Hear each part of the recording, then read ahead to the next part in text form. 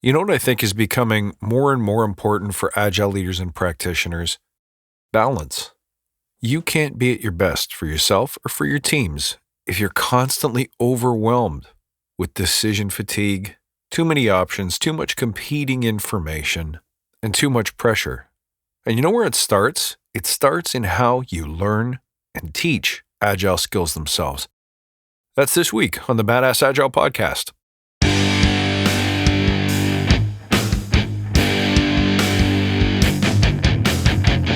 Greetings, team. Welcome to the Badass Agile podcast. I'm your host, Chris Williams.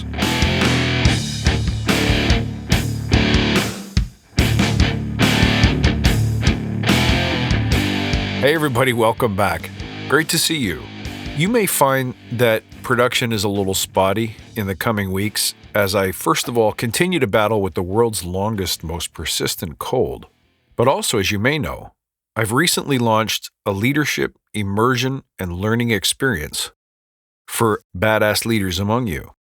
It is a year-long process, and the first round of inductees are, I think, about 16 wide, 16 brave souls for which I feel responsible for educating in the Badass Agile way.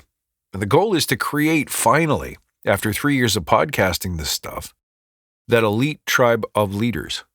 And man, it is going great, and we're having tons of fun. If you want to find out more about it, just reach out at contact@badassagile.com or stay tuned here. But I'm expecting to grow a lot through teaching and leading and helping others emerge as badass leaders. One of the first things that occurred to me is, what's the right way to learn? Well, before we dig in, let's remember why we're here. To create a unique tribe of leaders who truly serve their clients and communities by doing what matters and what works, relentlessly chasing value and excellence like a badass. There's so many resources out there about what you need to do to be agile, but we're focused on who you need to become in order to lead teams. So let's hammer down those fundamentals to create a powerful and unstoppable force in this industry. All right, and if this helps you, don't forget to tell your friends, guys. And hey, one more time, thank you for being badass, for being true believers. I love you because you're crazy. All right, let's dig in.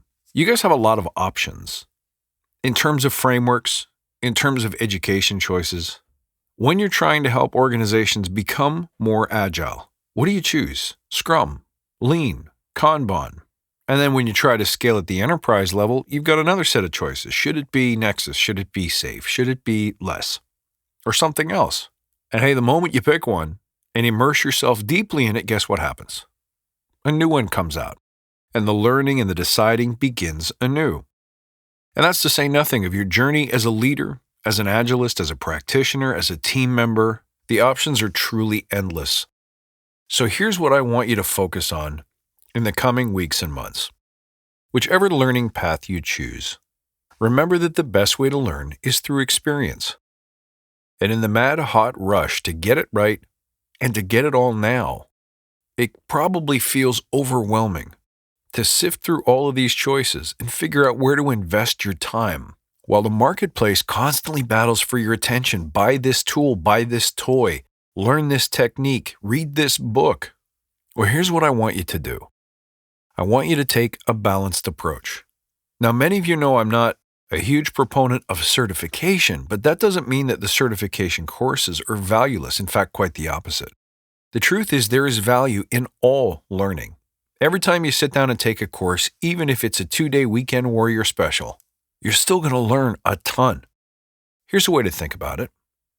You probably drive a car. I still, to this day, get a little nervous around traffic circles.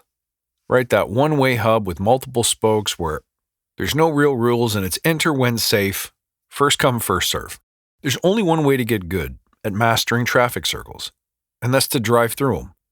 Now, nobody would suggest that you spend the next year or 2 years learning about every traffic circle in the world, studying it, thinking about it, planning to drive through it, and then driving through it. You just drive through your first one. And then every traffic circle that you encounter after that has an element of novelty or newness or the unexpected to it. And your job is to compare the traffic circle you know to the traffic circle you don't know, make note of the differences, and update your mental model to account for those unique characteristics.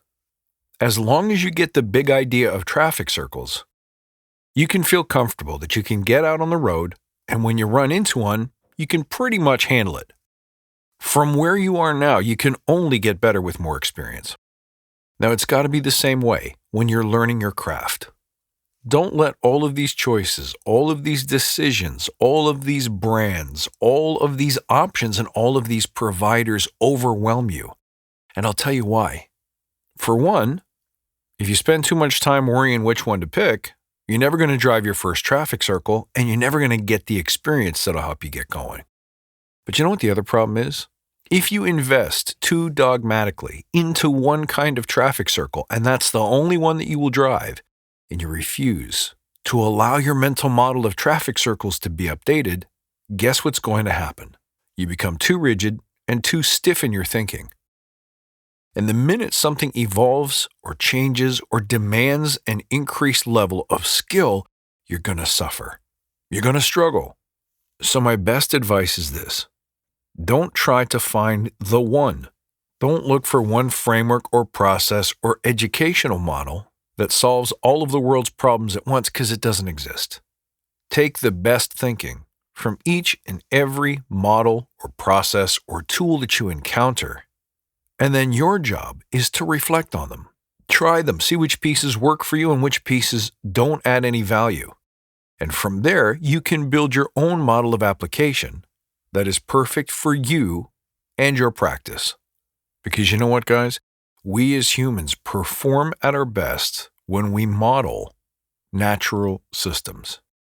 If you underwater a plant, it dies. But don't forget, if you overwater a plant, it dies too. There is a perfect balance that every system expects, and if you exceed those limits, some compromise or compensation has to be made, and those compromises and compensations are not good for the system. How do you expect to be effective as a leader, as a practitioner, if you're constantly bombarded with this new option, that new philosophy, this new tool or technique?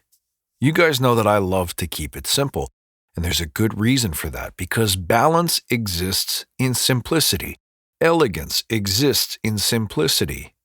So your best bet is never going to be to sign up for a strict regimen of courses that demand all of your attention and force you to think about problems a certain way. Your best bet is to experience something, take on some learning, take on some challenge. Look for counsel and advice in one particular school of thought and see what happens. Document, reflect, explore, examine, think, ask powerful questions, and then move on and examine the next school of thought. Just be careful about your belief system. What are your beliefs about how deeply you must study or how exhaustive you have to be in examining one framework, one system, or one school before you get out there, practice, apply, and experience for yourself? Being balanced as a learner means that you are open and accepting of all ideas. I mean, think about it. If you could just be open and accepting, you at least don't get tangled up in the wars between practitioners in School A versus School B, where you're constantly defending the rightness of one over the other. Elevate and remove yourself from those single-minded allegiances and instead commit yourself to exploration, examination, questioning, and arriving at your own philosophy. You know, too often, all of these ideologies, processes, and prescriptions create too much absolutism, holy wars about the right way, one way over another. But part of the reason for that is that we're trying to be all things to everyone by being super prescriptive, giving people scripts to run, templates to fill out. But I don't think it was always that way.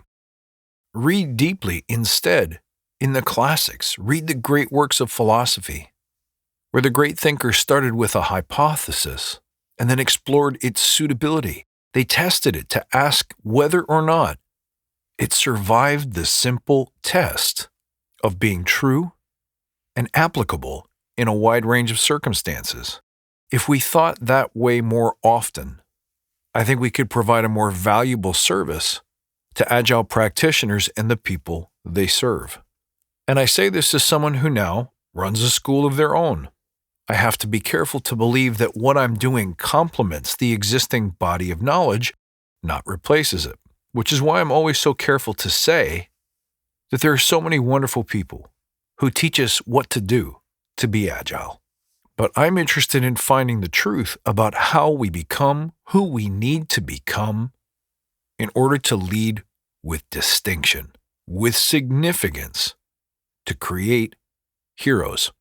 My friends, I hope this inspired you today to be more balanced, to reserve more of your energy to broadening your thinking, to serve a wider range of clients in a wider range of circumstances, to shut out the noise of the competing schools that are out there. We need you to be more balanced, to have that mental, physical, and emotional space reserved for you to do the work of serving your most important clients and finding your own fulfillment and truth.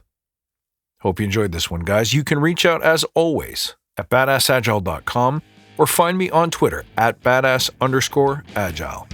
I look forward to hearing from you, and until next time, stay badass.